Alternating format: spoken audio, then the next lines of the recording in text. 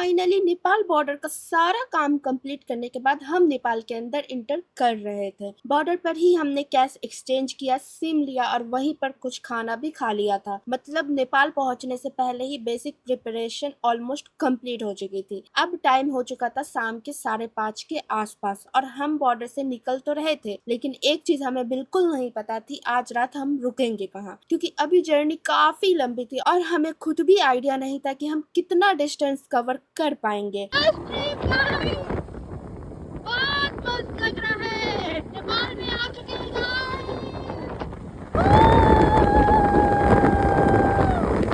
बस फिर क्या था, गाड़ी स्टार्ट की और निकल पड़े नेपाल एक्सप्लोर करने। और जैसे जैसे हम आगे बढ़ रहे थे, नेपाल के व्यूज और भी खूबसूरत होते जा रहे थे। रास्ते की दोनों तरफ ग्रीनरी और पीसफुल सा इन्वायरमेंट था। सच बताओ तो ड्राइव करते वक्त बार बार मन कर रहा था कि बस गाड़ी रोके और थोड़ा टाइम यही खड़े होकर व्यू एंजॉय करें।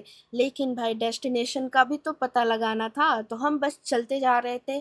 और इसी जर्नी के बीच हमें रास्ते में कुछ ऐसे लोग मिले जिन्हें देखकर हम भी सोचने लगे, अरे ये तो हमारे जैसे पुराने ट्रेवलर्स हैं। और हाँ, मैं बात कर रही हूँ इन जनाब की। बंदर जी भी अपनी लाइफ में बिजी थे और हम अपनी नेपाल जर्नी में। रास्ते में हमने फ्यूल भरवाया और हमें इसका कॉस्ट समथिंग पड़ा, जो कि मैं स्क्रीन पर लिख दूंगी। थोड़ी देर और ड्राइव करने के बाद धीरे धीरे शाम होने लगी और जब जो सीन था वो थोड़ा इंटरेस्टिंग भी था और थोड़ा स्केरी भी। हम घने जंगल के बीच से ड्राइव कर रहे थे और आसपास दूर दूर तक कोई नहीं था, ना कोई प्रॉपर क्राउड, ना कुछ खास लाइट्स, बस एक रोड, जंगल और हमारी 3 गाड़ी। और ऊपर से रात भी होती जा रही थी। उस वक्त ऑनेस्टली एक ही थाउट आ रहा था, भाई आज रुकना कहाँ है। फिर हमने डिसाइड किया कि ज्यादा रिस्क लेने का कोई मतलब नहीं है, आज हथौड़ा में ही रुकते हैं। तो फिर हथौड़ा को डेस्टिनेशन बना लिया और जर्नी कंटिन्यू रखी। रात काफी हो चुकी थी, लेकिन फाइनली रात के करीब 11 बजे हम हथौड़ा पहुंच ही गए।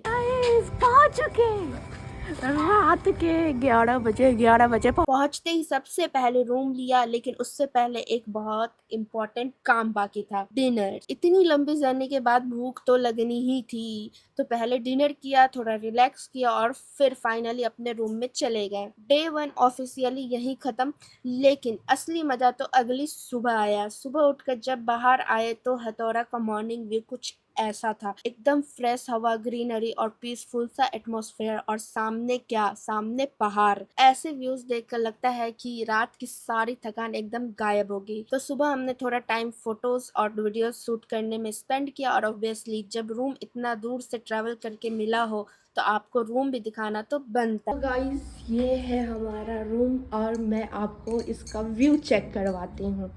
देखो आप व्यू एक बार, ये कितना खूबसूरत लग रहा है, देख सकते हो आप।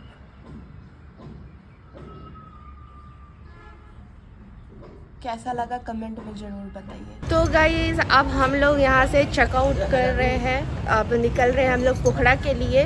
तो चलिए देखते हैं पोखरा में हम क्या क्या एक्सप्लोर करते हैं और बहुत मज़ा आने वाला है। सो हमारे साथ बने रहिए और देखते रहिए हमारा व्लॉग।